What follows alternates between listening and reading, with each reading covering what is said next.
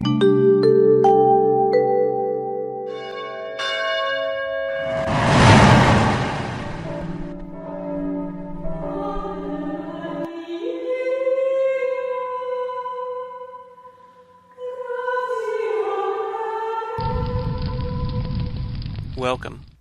I'm Sebastian Mahfood, and you're listening to WCAT Radio, the on-air wing of En Route Books and Media, bringing you the dulcet sounds of Catholic wisdom.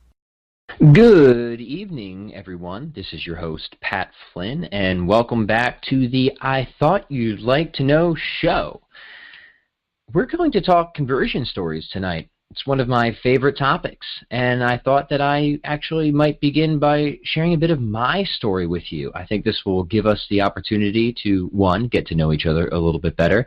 I think it might be interesting as well, not because my story is all that particularly fascinating, but because I think I had to overcome a certain number of very common objections to faith in general and Christianity and Catholicism in particular. So that's on the docket tonight, and I think we'll also be able to hit a very wide variety of interesting and useful themes. I want to talk about the intellectual side and also the practical side of how faith has really stimulated and improved my life, and on just every level. So yeah, that sounds good to me, and hopefully I hope it sounds good to you. I just got a notification on Facebook before I got ready to speak.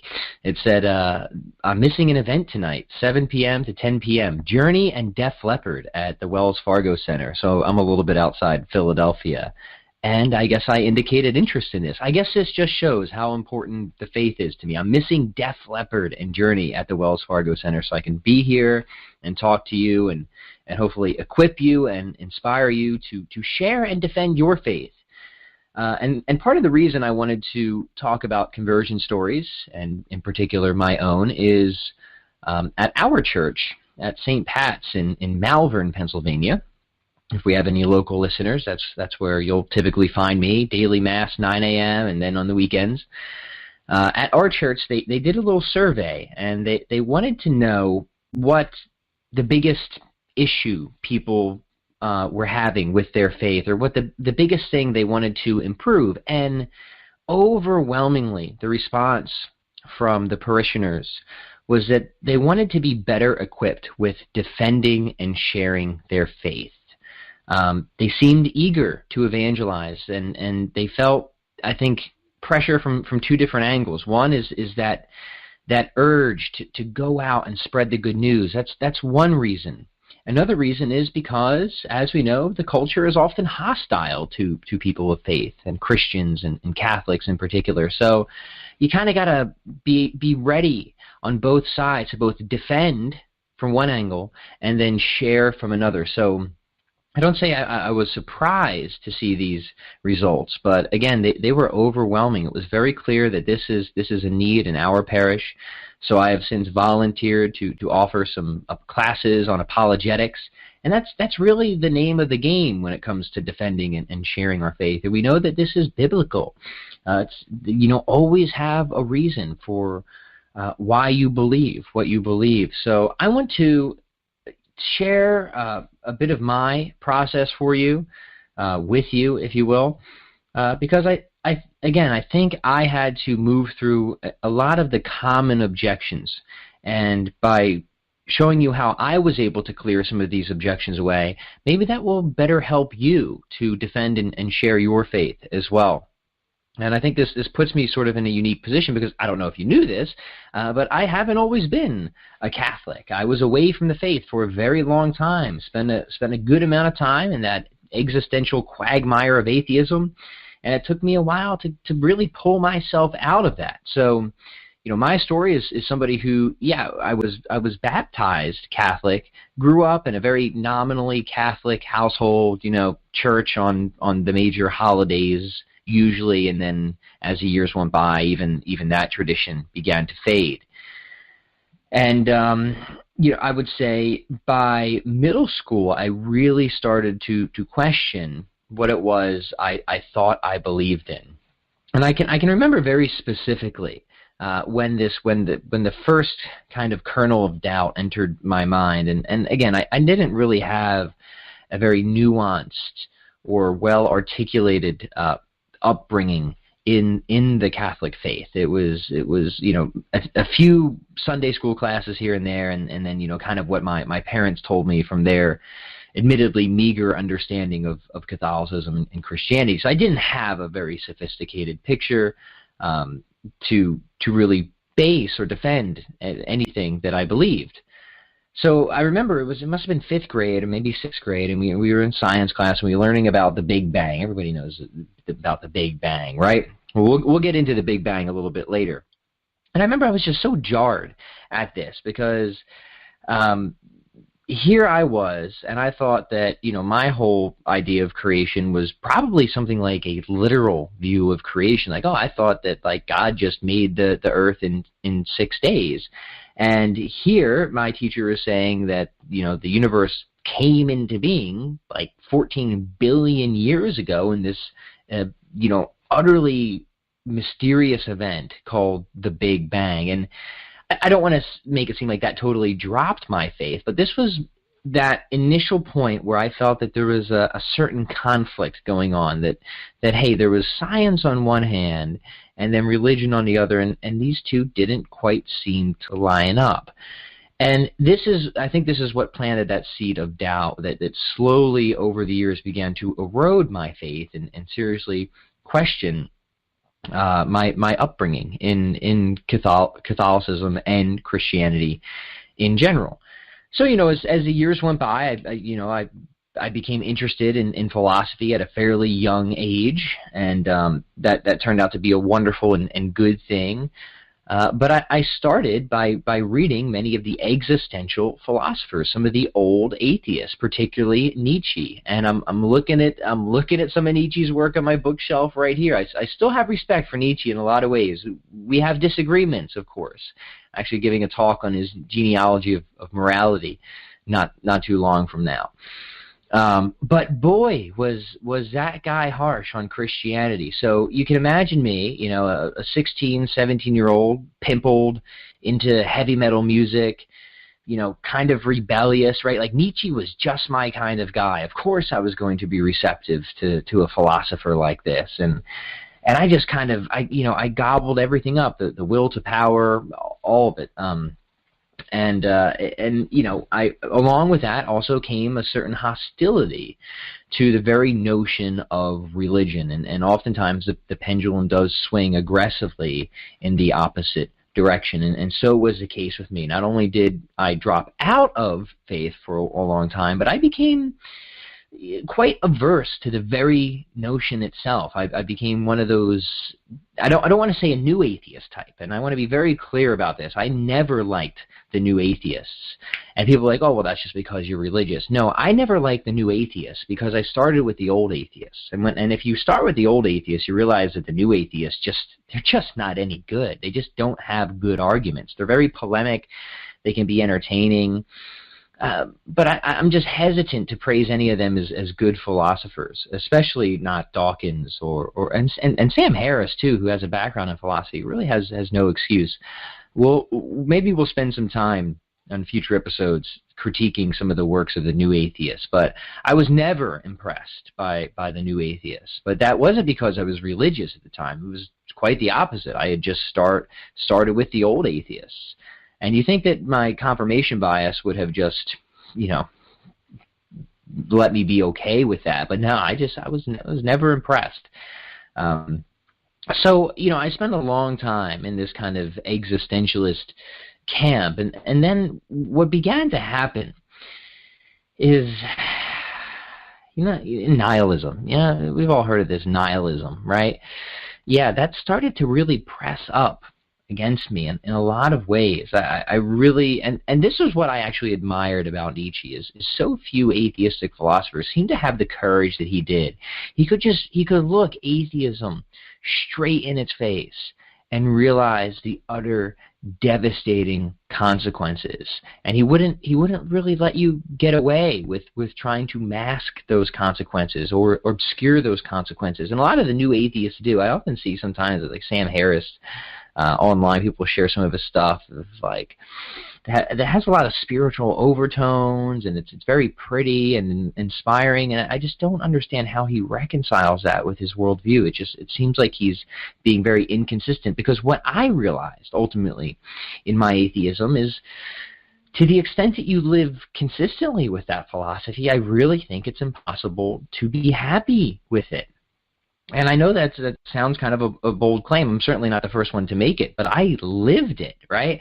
So the more I really began to comprehend the philosophy of atheism and its inevitable consequences, the consequences that life at bottom is just a cosmic fluke, that ultimately it is without any type of objective meaning, value, or significance, that can really weigh on a person. It really weighs on your soul, and that's ultimately what nihilism is. And what we need to understand about atheism is, anyway you want to try and spin it, it's very, very difficult to not reach nihilism at the end of atheism, ultimately. And you'll see a lot of atheistic philosophers who try to steer in various many directions quite unsuccessfully.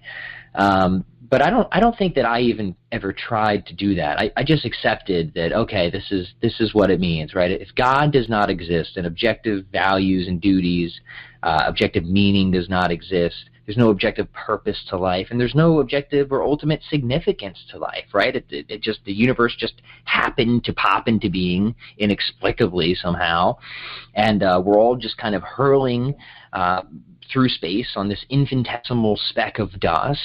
And as the scientists tell us, the universe is running out of energy, and eventually all matter will collapse, and life as we know it will be completely snuffed out. It all ends eventually, a long time from now, but there's no escape. And what does this mean? Well, it means something quite sad, I think. It means that no matter what we do, it doesn't make any difference in the end at all. There is no ultimate significance. That's what we mean by significance. No matter how we play the game, it all goes dark and cold eventually. And this is what really drains all meaning out of life. And you just cannot live happily with a philosophy that drains meaning out of life. Every person needs meaning in life if you want to have right. It's a truism, but it's a truism because it's true. You cannot live life without a sense of meaning. So to the extent that you're consistent with your atheism, and that it brings you correctly to nihilism, that meaning falls out. You realize that it is an entirely vacuous conception. It does not exist. And you cannot live, this is why I say you cannot live consistently and happily with an atheistic philosophy. If you're a sane person, right? If you're an insane person, maybe, but I don't see how any sane, normal, functioning, healthy human being can realize these utterly depressing implications of atheism and just not come into a very dark and depressed place. And that's what actually happened to me. And I lived in that place for quite a long time. But here's the thing: when your philosophy leads you to conclusions as radical as these, right? It doesn't mean they're wrong, but it means it may be worth reevaluating some of the steps along the way and see just maybe if you took a wrong turn at any point. Let me take a sip of my tea here, and we shall continue the conversation. I'm drinking turmeric tea, actually, with a little bit of coconut oil in there. Very tasty.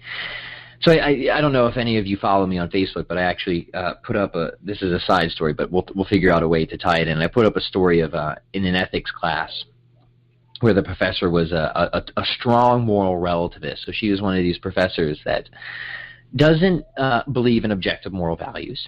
Okay, she's from what I can tell an atheistic philosopher. This would be consistent with atheism. So doesn't believe there's any objective moral values. So she holds a strong relativist position. There's no such thing as truly right or truly wrong.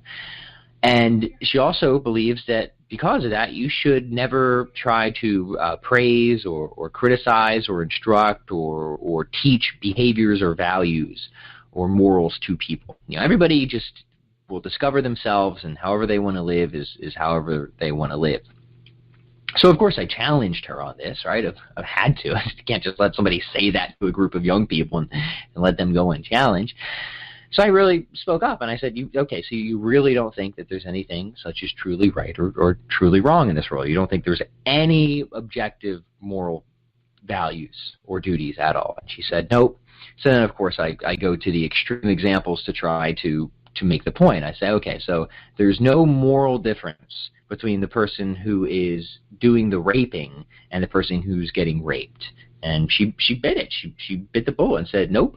And I said, okay, there's nothing morally wrong with torturing a little child for fun. And again, she ate it. She totally said, she was consistent and said no. Now, everyone in this class at this point, and this is the best thing you can do if ever you're debating a moral relativist. You just get them to really say what they believe, and just in the most extreme situation, and they're really just going to discredit themselves. You don't have to provide many more arguments after that. As soon as any sane, normal person hears somebody proclaim that there's nothing morally wrong with torturing a young child for fun, it's hard to take that person seriously anymore, and they shouldn't be taken seriously anymore. Right, but here's the irony. After I pressed her on this for a while, and maybe we can talk about morality on another episode. I'm putting a lot on other episodes. We have time, folks. Don't worry. But after I pressed her on this for a while, after class, she called me up and she wanted to offer me the challenge of toning it down, to let other people participate more. And admittedly, I do speak up in class a lot because I think she makes a lot of assertions and not a lot of great arguments. And the last thing I want is her passing on moral relativism to a bunch of 101 students who really haven't studied anything and thinking this is an actually viable position when it isn't. So I almost feel like I have a moral obligation to speak up. So the funny thing is, I said to her, I said, Professor, are you trying to, critique or criticize or instruct my values here? Because what if I value speaking up as frequently as possible? And she said, well, maybe we should remember that we're part of a community. And I said, well, what if I don't value the community? What if I just value myself and arguing against moral relativists? And she said, well, I think you do value the community. And I said, well, who are you to impose your values on me? You're just doing the opposite of everything you just said you shouldn't do. And then at this point I dropped it. I said, look, Professor, I want to be respectful in class. I want to make sure everybody gets a chance to participate. But do you not see the absurdity of your position? It's entirely unlivable. And of course, so far as I can tell, she didn't, and she didn't reflect upon it. But what's the point of this? The point is, if your philosophy gets you to such an unlivable position, such a position that is completely contradictory, completely impractical, that just seems to rebel against every properly basic belief that we have, it is seriously, you are well within your rights, and you're very much justified to then go back and reevaluate the entire philosophical journey and see where along the way did I take a wrong turn. So this happened with me in my nihilism. I seriously, I was miserable.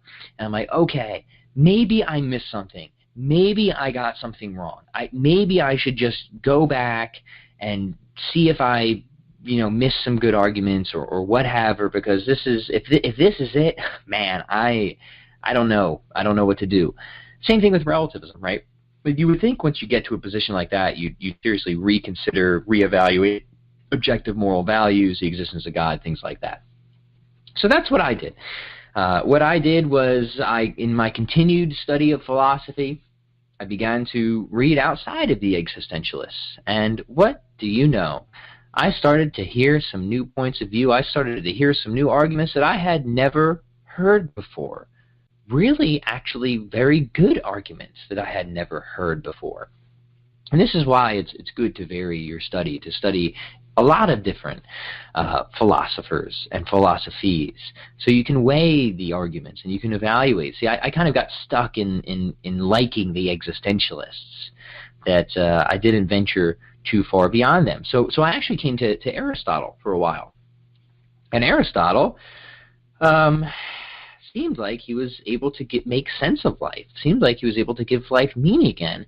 And he also had a very interesting argument for the existence of God, an argument that I had never really considered before. And some of you might know this argument as the unmoved mover argument. Now, by move, Aristotle really meant change, or the unchanged changer.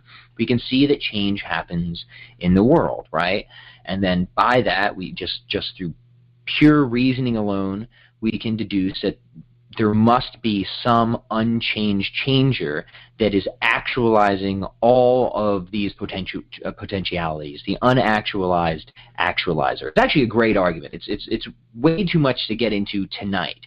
But this was the argument, the unmoved mover argument, the unchanged changed argument, the unactualized actualizer argument. This was the argument that first kind of shook me out of my atheism a little bit, because I really studied it, and I really studied a lot of the contemporary versions of it as well, and that's what brought me to Aquinas. This was Aquinas' first way was based on the unmoved mover argument. And there's a lot of contemporary versions of it as well. And the more I studied this argument and the more I studied the objections to this argument, I soon became almost obsessed with these apologetic arguments for the existence of God. But this was the one that I started with, and I found it to be a convincing argument. And it sort of unnested me from atheism in a sense. I wasn't a Christian right away. No. I still had a lot of biases against Christianity, a lot of prejudice against that I developed over the years.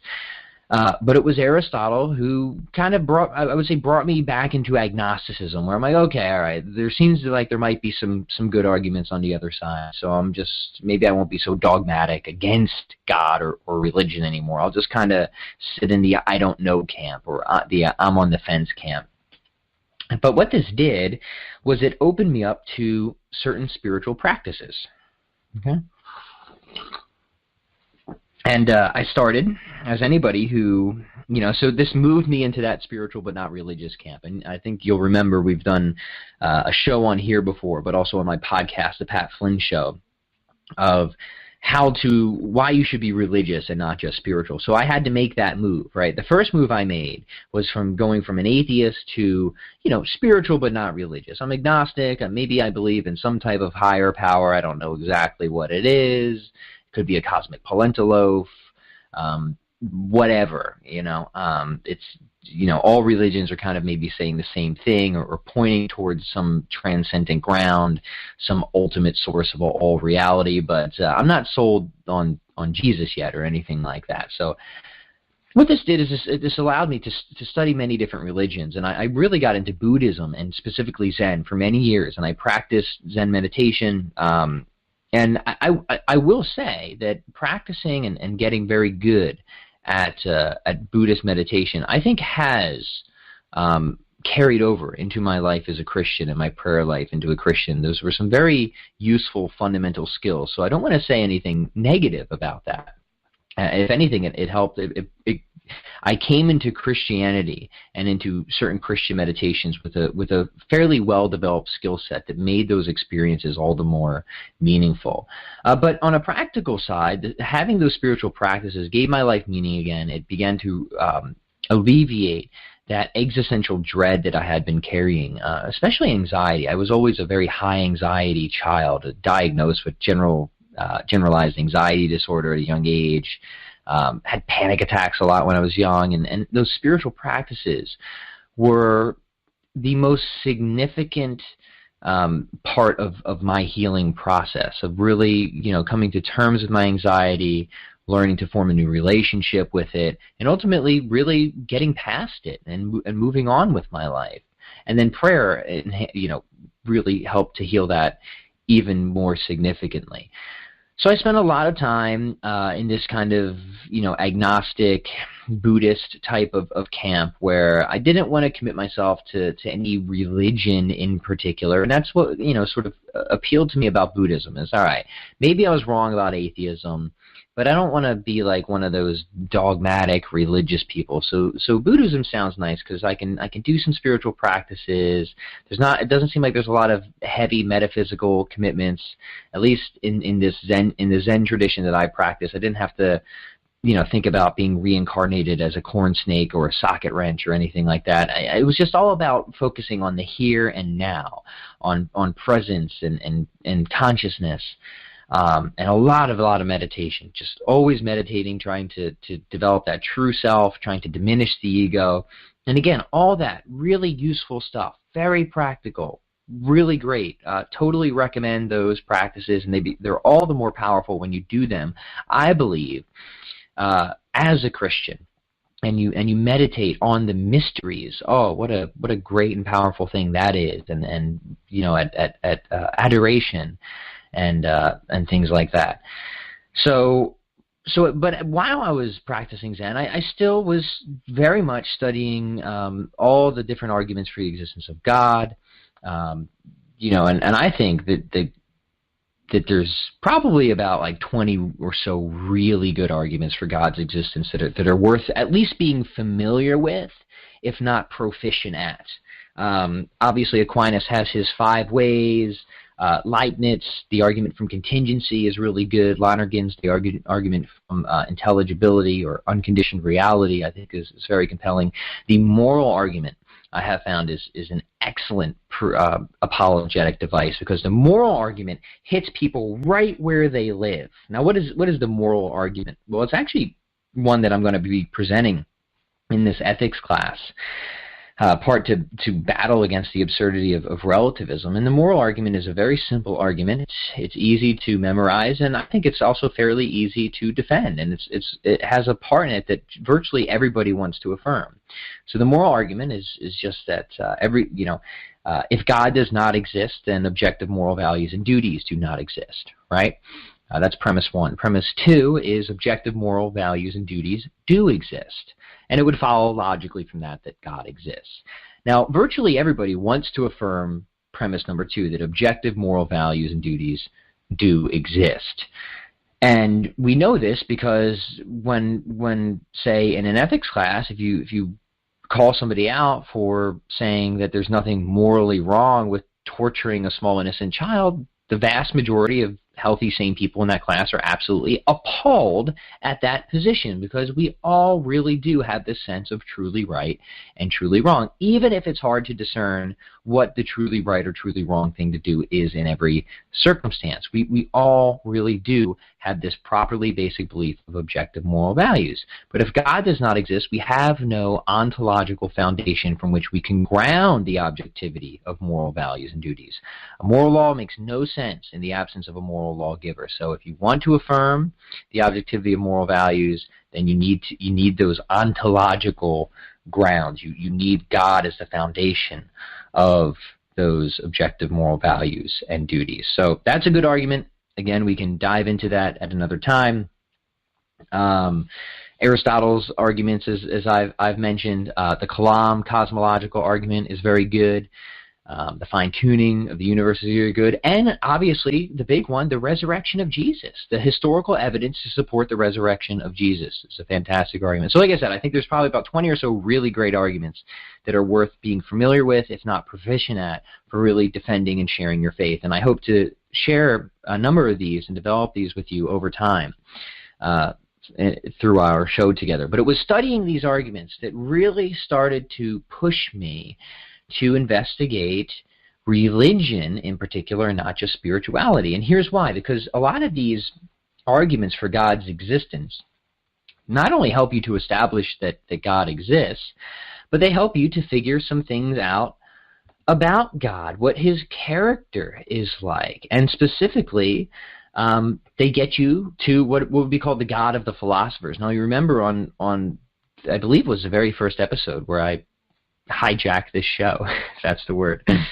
took over the broadcast of the show. I asked Dr. Sebastian Mahfoud and Dr. Rhonda Chervin, how do you get from the God of the philosophers to the God of Christianity, right? But we didn't spend that much time talking about the God of the philosophers. So the God of the philosophers would simply be the place you wind up at after studying the arguments of an unchanged changer or the contingency argument, which would be some type of ultimate soul reality, some purely actual being, a timeless, spaceless, immaterial, all-powerful, personal agent, right? That not only was able to bring the universe into being, but actively sustains the universe in being. That's what the contingency argument helps you to figure out about God. Now, what else does that tell you about God? Well, it actually gets you to monotheism. So it leads you to God as necessarily one.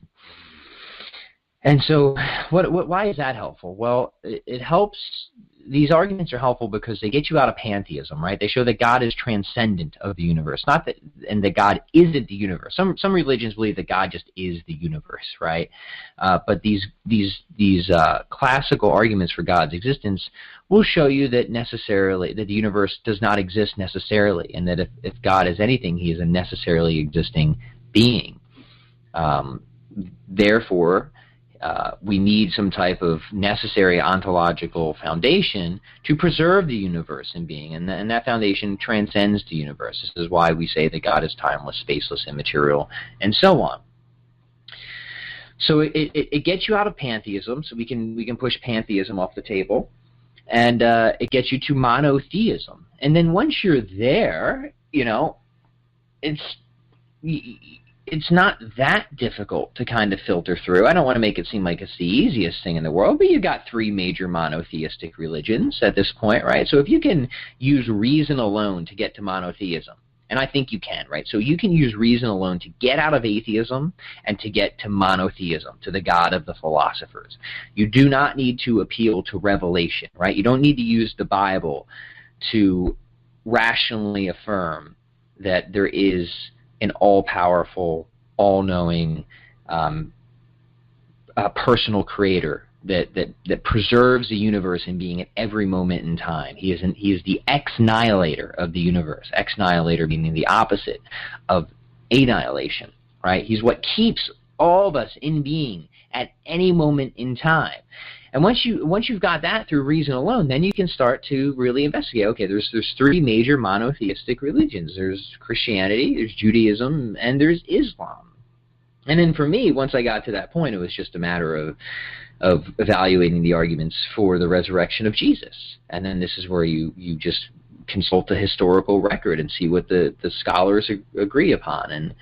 And I've talked about this before. You get into that trilemma, the famous trilemma that C.S. Lewis presented in Mere Christianity. Which, by the way, if you are somebody who wants to defend and share your faith, let me just take a minute to recommend a few resources aside Mere Christianity. I think Mere Christianity is obviously way up there. You should definitely read Mere Christianity. But let me take a minute here and recommend a few more.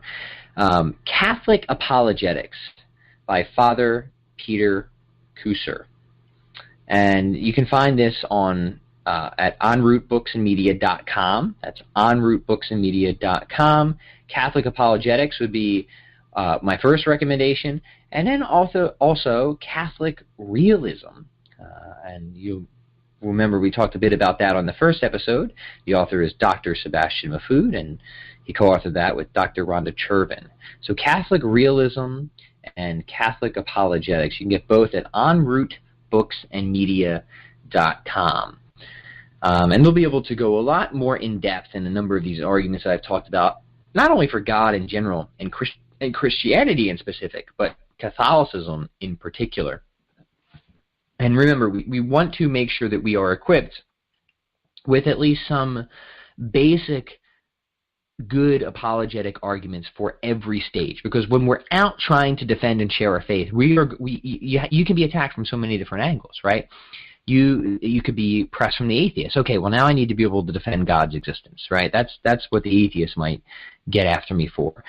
You could be attacked by the religious pluralist, or the person who's spiritual but not religious. Okay, now I need to be able to defend Christianity in specific. Why is it that I think Christianity is the fullness of truth and not Buddhism or Taoism or Hinduism or any others. And then I have to be able to defend that. Or you might be attacked by people of other denominations in Christianity. So if you're Catholic, you have to be able to defend the Catholic faith. Why do I think Catholicism is true as opposed to any number of the virtually countless denominations of Christianity out there now? So again, something like Catholic Apologetics is a really good book for this because it moves through all the stages that you will need to be successful in these arguments, from getting out of atheism to getting to Christianity in specific and in Catholicism in particular. So I really like this book. It's a great book. I just finished it. That's Catholic Apologetics by Father Peter Kusser, and again at enroutebooksandmedia.com. So I want to kind of condense my story here, and we can spend time developing these arguments in a future discussion. But I want to kind of move on eventually to some of the more practical side and how returning to Christianity and Catholicism has really benefited me.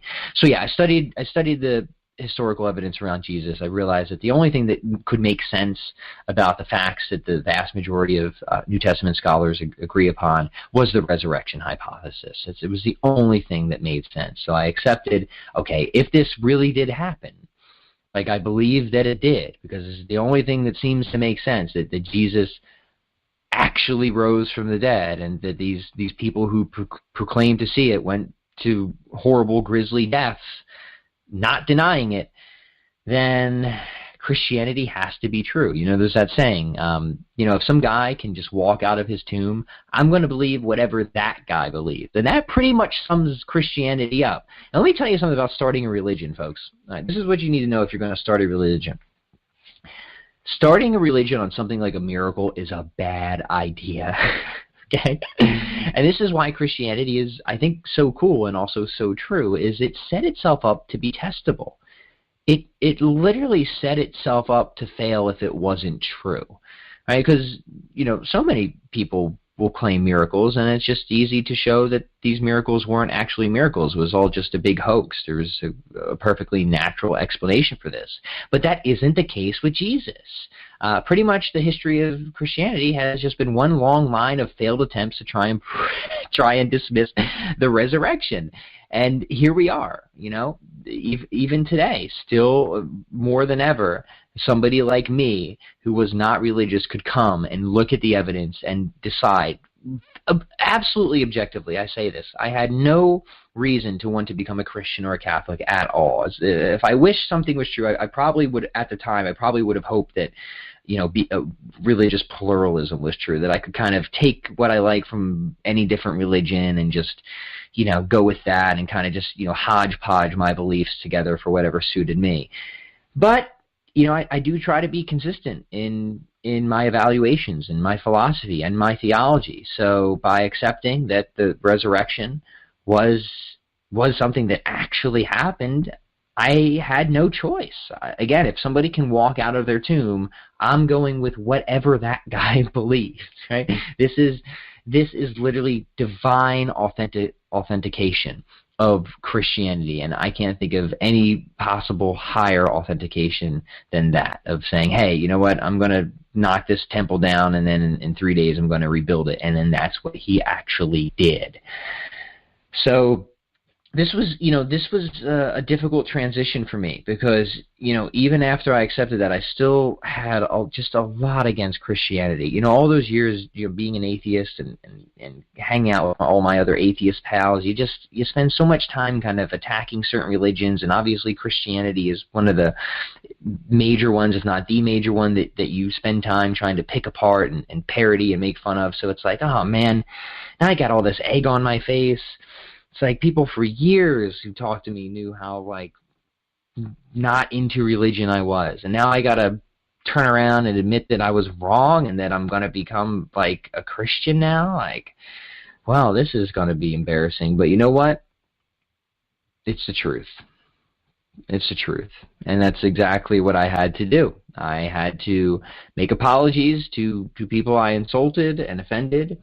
I had to admit that I was wrong, that I didn't take the time to study the other side, that I just dismissed the other side without really trying to, hear the arguments or study the arguments or be open-minded to the evidence that was being presented. I was just shut off to it. And so I deserved that embarrassment. I deserved every admonishment that I got. But you know what? Did anybody give me any flack about it? No. The only people who gave me flack about it were my atheist friends. Of course they would give me flack about it. But now I've converted half of them, so it doesn't matter, and I will get the other ones later. Right? We got reality on our side. We got truth on our side. That's the one thing I want to affirm to everybody listening. Right? Like, often you can feel like, in your faith that, like, oh man, I want to defend my faith, I want to share my faith, but I just don't know how to do it. Well, first off, take a deep breath. Be confident. You are correct. You have truth on your side. You have God on your side. Like, that's the best position to be in. Other people don't have that advantage. Sure, they may have spent more time trying to figure out the little things that they can pick apart about Christianity or religion or faith. Like, they may have the head start there, but you have the ultimate advantage. You have the absolute advantage, right? You are on the right position. You just have to now kind of fill in the blanks and figure out the reasons that really support your belief. So, and this is important. The fact that you are right is independent of how you came to be in that position, right? So you can be right even if just somebody told you that this is the truth and you accepted it on pure authority, even if you didn't use any reason to get there. But just because you didn't use reason to get there doesn't mean that you're not right, right? We often accept a lot of things on authority without being able to fully explain them. Who understands, like, E equals MC squared? Honestly, how many people that say that, like, oh yeah, that's true, E equals MC squared, like, who even knows, like, what that means, right? Like, virtually nobody, unless you're like a physics major. So many things are taken on authority. There's nothing necessarily wrong with having faith taken on authority either, but I do think it's worth developing those, having at least a decent understanding of philosophy and theology, so you can not only defend it but effectively share it as well. But again, I want to affirm, you are correct. You are right. So have the confidence, take a few deep breaths, we'll study these arguments, and then you're going to go out and you're going to do battle, and it's good battle because we're doing battle for the Lord here, and we're going to be charitable, we're going to be kind in how we present these arguments, but we're going to be confident, we're going to be bold, we're not going to be afraid to not speak out. And this takes some getting used to. I will say, in my own experience, like, okay, great, here I had to turn around and admit that I was wrong about a bunch of other things. Now I'm going to start arguing from the other side. But, you just have to do it. So when I'm in this class, this ethics class, and this professor is going on railing against all these, religious ideas and institutions, the first thing I do is I stop and I battle her and I challenge her, and I want to hear her arguments. Now, she hasn't ever presented any really good arguments, and I think that's partly why she may have asked me to tone it down. But so yeah, I'm not going to tone it down. I don't think religious people should tone it down. I really don't. I think we should have good reasons, and I think we should present those reasons kindly, always charitably. We should always lead by example. We should never be vindictive. And I get it. It's an emotional subject. It's hard not to just get furious with people sometimes. But remember, this is the one thing I want to tell you. And I don't want to make it seem like I'm perfect in this. I fail all the time, so thank God for grace. But I want to remind people of this. When it comes to sharing and defending your faith, right, it's not about being right. It's not about winning an argument. It's about winning a soul. Okay? Remember that. Remember that. When I was an atheist and I was battling with religious people, or when I argue over exercise or things like that, yeah, sometimes, then it was about being right? Then it was about just winning an argument. But this is so much more important. We are out there and we are trying to win souls. And sometimes that means we have to put the egos aside. Sometimes that has to mean we can't just try and just, bombard people and be really aggressive. And even if we're right, we haven't won if we've completely turned them off. So sometimes it means we have to be willing to listen and be patient in how we evangelize and how we approach people. So there's two sides to the apologetic coin, right?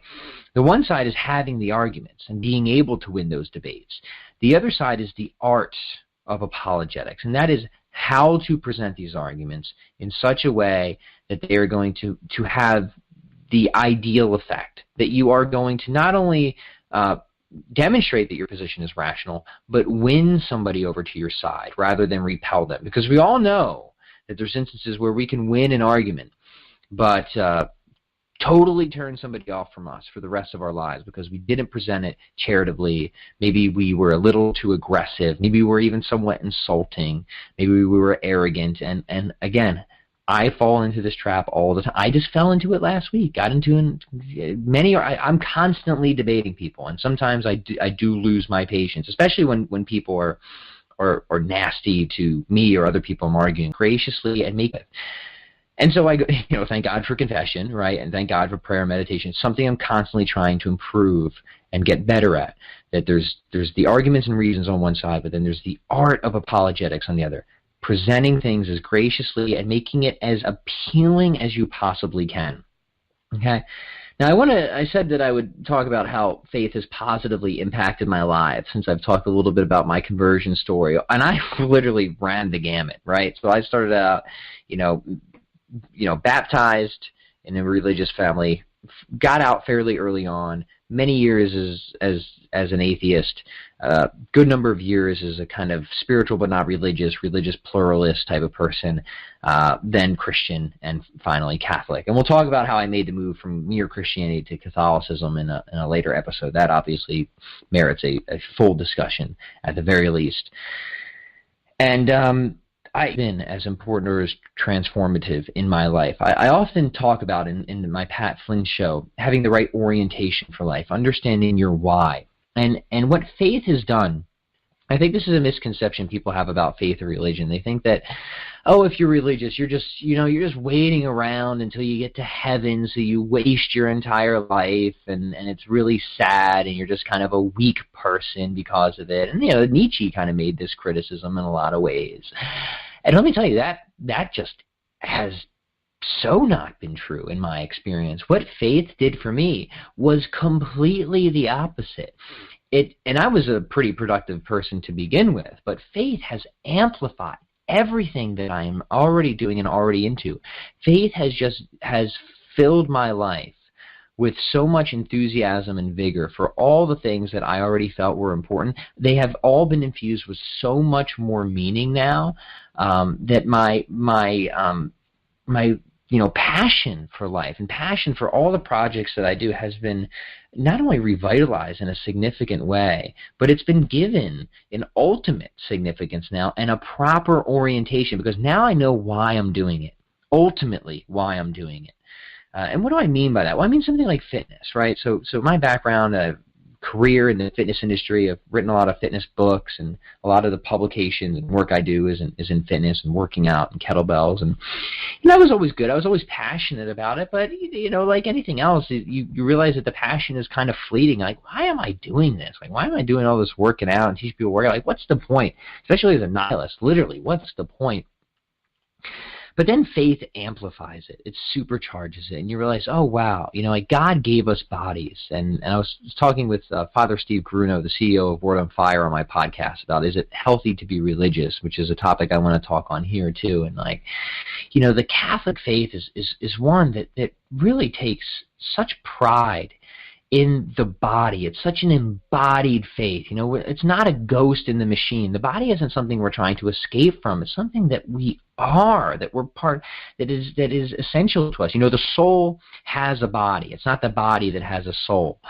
So God gave us these bodies, these abilities, and we should make the most of them, but in the right orientation and for the right reason. So my faith has amplified my pursuits in health and fitness and given them an ultimate sense of meaning and purpose and value.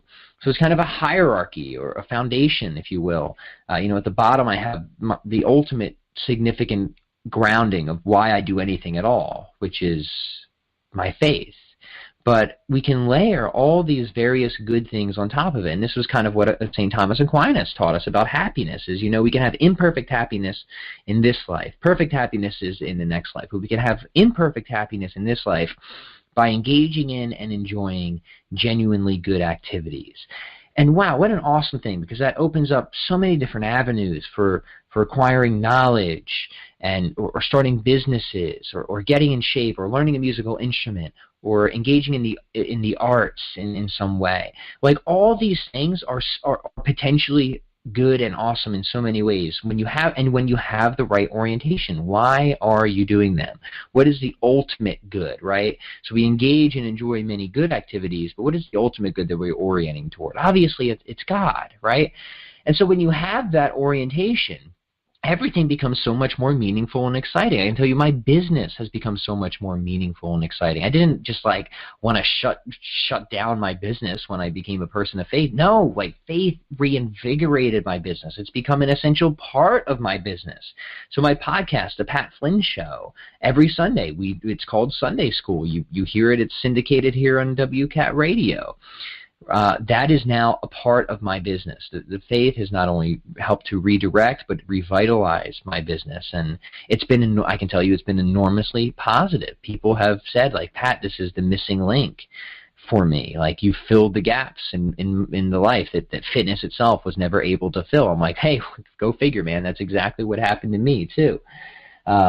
So, by leading with that, the goodness of it, the beautifulness of it, has been really significant. That it has supercharged everything that I do. I'm a musician as well, so it's reinvigorated my passion for the arts.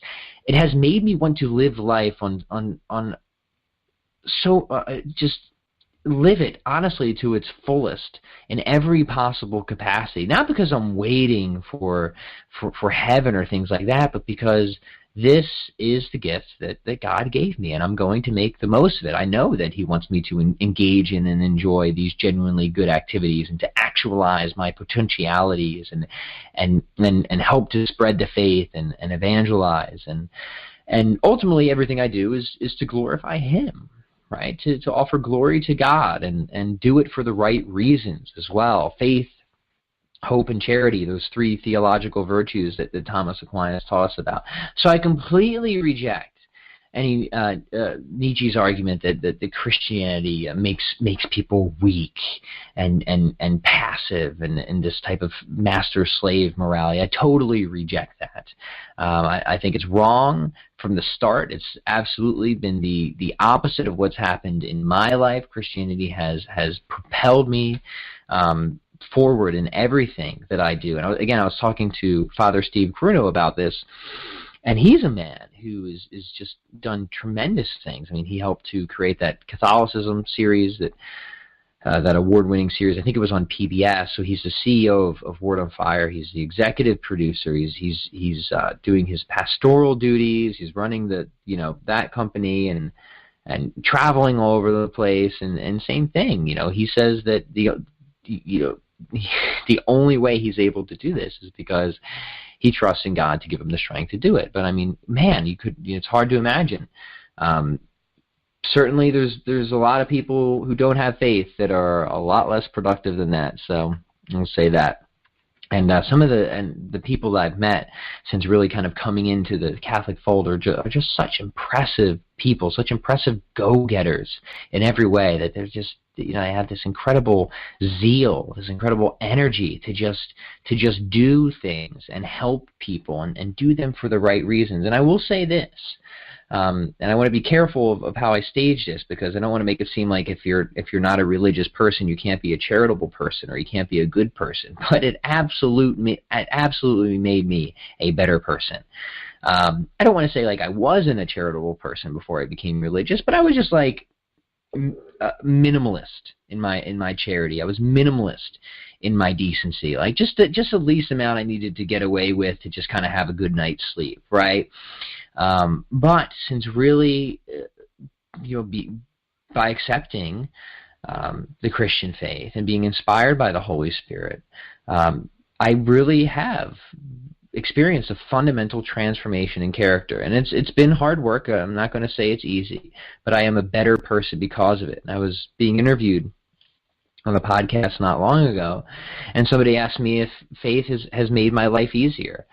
I thought, well, that's an interesting question. Let me think about it. And ultimately, I concluded, no. I don't think it's made my life easier. It's made my life better. It's made my life more meaningful. It's made my life complete in the sense that it felt utterly lacking before. But it has made my life very difficult, in fact, in many ways, because now I have this obligation. I have this obligation to love people in a more radical way than I ever have done before, to be charitable in a more radical way than I ever have before, to evangelize in a more radical way than I ever have before. And these are enormous tasks, enormous obligations. And as somebody who kind of always came from a very clingy and selfish, egotistical background, this has been a difficult move, but it's been a worthwhile move. It's been utterly transformative. It's utterly rewarding on so many different levels. Is it easy? No. Is it simple? Somewhat. Is it worthwhile? Absolutely. So that's kind of my story in a nutshell. I know we went about for an hour talking about myself. I mean, how rude of me to do that. But I figured, what, conversion stories absolutely fascinate me, and they help me along in my process as well of both converting myself, and then once I was converted, deepening my conversion, deepening my faith, hearing how other people were moved by the Holy Spirit. Always inspiring to me. So I hope that some part of that story resonates with you or is helpful to you. If I were to summarize it, again, the big point, understand that you're right. When it comes to defending and sharing your faith, have confidence. You got reality on your side. You got God on your side. That's the greatest advantage you can ever have. But then start to study some of the basic apologetic arguments again.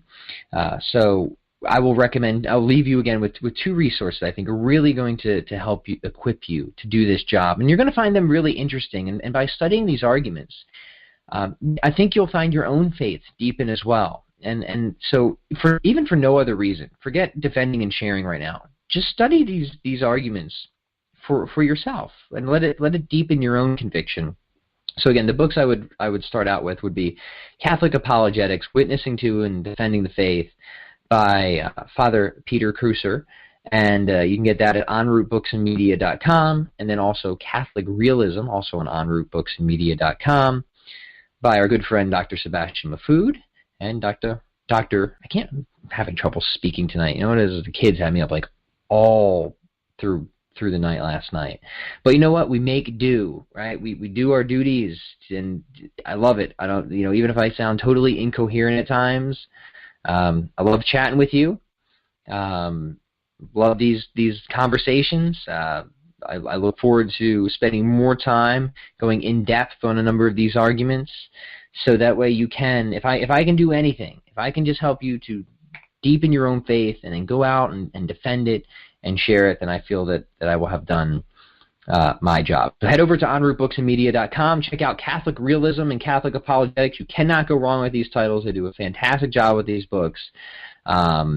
I've been studying this stuff for a long time, and I got a lot out of both of these. So whether you're a beginner or you feel like you're pretty well along in your apologetics training and study, add these to your collection. They are super cool, really great, utterly fantastic, easy to read too, very well written. So yeah, all right. Well, we'll leave you with that, folks. And until next time, I'm Pat Flynn. You can keep up with me over at chroniclesofstrength.com. In between this show, which of course is every Monday, hop over to my podcast, The Pat Flynn Show on iTunes. Just search for The Pat Flynn Show. You'll see my face pop right up, hopefully. And the Sunday School is all about faith and religion in addition to this. And then we talk about a lot of other cool things throughout the week as well. So if you want to get connected with me, those are the places to do it. And we will talk to you next Monday. I think we're going to spend some time on morality then. All right, folks. Talk soon. We hope you enjoyed the program and will join us back for another show on WCAT Radio. This is Sebastian Mahfood. Good day.